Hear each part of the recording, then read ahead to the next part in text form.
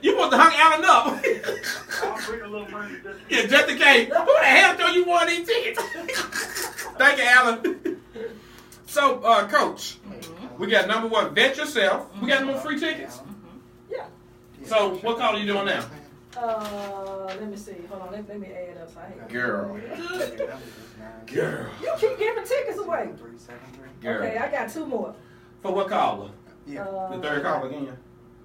Second caller number 5. You want caller number 5? Coach Payton said caller number 5. Caller number 5. If you got 5 tips, right? Call in at 901-260-5926. Caller number 5 at 901-260-5926, and you will win 2 tickets. Oh yeah, 2 tickets to the wrestling match. You play some money. Right. All right, what's number 3, Coach? We got number 1, vet yourself. Number 2, surround yourself with people who will tell you the truth. Right. And number 3. And that one segues to this one. Be true. I'm sorry. Hold on, I'm gonna get it right. Okay. Honor the truth that you know.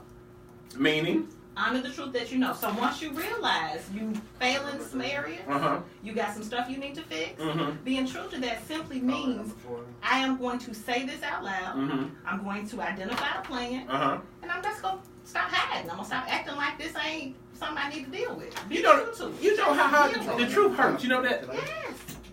That's it's like surgery. That we grow, though. It is the reason we grow. That's the only way. In the words of Jack Nicholson, people can't handle the truth. Yeah.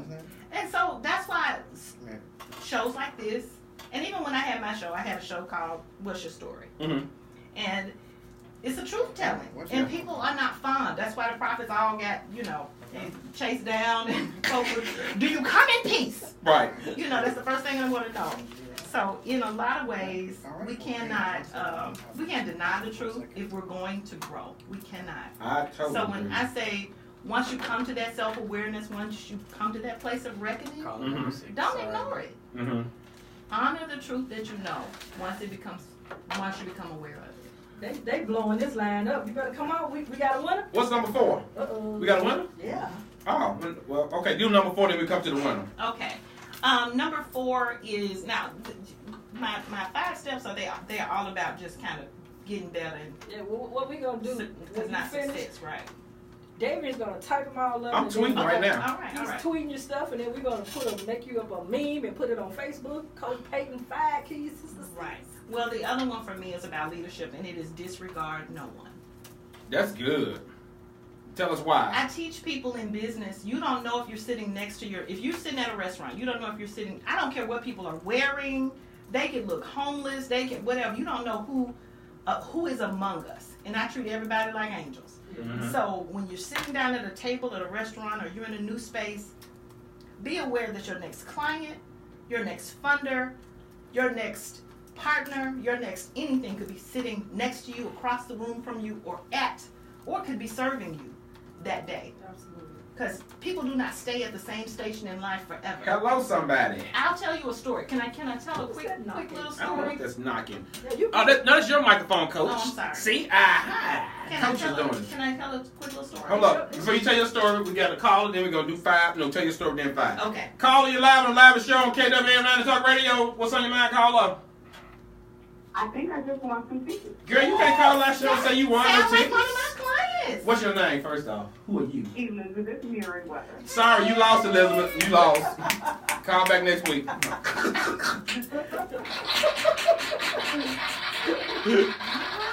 You know Elizabeth? I do. Really? How well you know Elizabeth? She's definitely one of my success stories. She's one of my business coaching clients. Congratulations, Elizabeth. Congratulations, Elizabeth Merriweather. Thank you. Thank you for calling in, Liz. Thank you for calling in and listening. See, it pays to listen to the Unleashed Voice radio show. Listen, don't hang up. Justin is going to get some information from you, your name, full name, and phone number so I can give you a courtesy call to remind you about your tickets in this great event. I'm going to be excited. Make sure you come up and introduce yourself. I'm going to have on this t-shirt say, I am unleashed. So, what shirt say I'm a woman? I got to get one made. You can get one made for me? I'm going to be one. Oh, God. Okay, Elizabeth, thanks for calling in. Thank you all. All right. So are you on Twitter, Coach? I am. What's your tweet? What's it I'm Coach Payton on all of them. Coach Payton. And Coach Payton. And Coach Payton. Oh, and I'm actually my Coach Payton On Twitter. one of them. Yeah, because it won't let me be just Coach Payton. All right. It's all these basketball and football and stuff. So we're gonna go ahead and let you tell your story. Okay. Come on. So Disregard No One was my number 4. Number 4. For a while, I was a staffing manager for a staffing service which shall remain nameless. Okay. I was staffing for a company over off of in the distribution center. Mm-hmm. And I walked in, and I wasn't at my desk or anything like that. I was up front, and a gentleman came in, an older white gentleman, and he was really kind of ugly to me. He was saying, "So, can you get me somebody?" You know, basically telling me getting him somebody important, right? Mm-hmm. And I was like, "Well, is there a problem? Is everything okay? What have you?" And he was like, "Well, just give me somebody that can help me." I didn't know what he meant, so I called for the young lady who was over the facility, the ops manager, to help him. I went to my desk, pulled up my interview list. He was my interview. Oh, really? He was upset because he didn't know where to go or what to do, but now I'm going to tell you, he did not handle me very well. He treated me like the help. Mm-hmm. So needless to say, when he came around the corner, he looked like he wanted to sit down. Mm-hmm. And I think he realized it probably was going to be a waste of time. And he was like, "You know what, just have a good day." And that story stayed with me. I was like, I pray to God I've never done that to anyone. But because it happened to me, I now tell people, I hate for this to happen to you. Please make sure that you don't assume that people are important based on where they are, where they're sitting, where they're standing, what they have on, or the color of their skin. Because you don't know who your next opportunity will come through. In the Bible in Genesis, it says the town of Sodom and Gomorrah was destroyed because of the lack of hospitality. Lack of hospitality. It was destroyed because of the lack. The core value of Sodom and Gomorrah was hospitality. And it was supposed to be honored by any means necessary, and it was destroyed. The city was destroyed because of hospitality. And that's why it's so crucial to treat people hospitable, because the angels, they were waiting at the gate to welcome the people in the town, but the people treated the angels very bad. I'm gonna add something to that. Go ahead. Not just hospitality, but just decency. Mm-hmm. Just treat people with dignity and respect. Because you ain't gotta like me or really be nice to me. I'm okay with that. Mm-hmm. But what we've lost is just basic human dignity. Yes. Just treating people with respect. Absolutely. What's number 5, Coach? All right, and finally, the authentic part of yourself. And let me explain that. Okay. I tell people all the time, if they come to me, they know I'm a Christian life coach, a Christian coach, period. Honor what God has already said about you. Hello, somebody. And what I mean by that is, if the vision that you have, it is pushing you, pulling you, driving you, doing whatever it is, just say yes. Stop fighting. And half the turmoil that people are struggling with their business and trying to get their life on track is because they want to do something contrary to what it is they feel called to do. And a lot of it is social pressure, it's peer pressure, and honestly, we haven't been taught to speak well of ourselves or to build ourselves up or affirm ourselves. And we just have the hardest time saying, I need to do this because I'm called to it. I'm supposed to be doing this. Well, on that note, we want to talk about this dynamic vehicle that's being used right now to give you some direction, and that is the Black Panther. We talked a little bit about that downstairs. Yes. And I think that this movie ties directly into what you just said.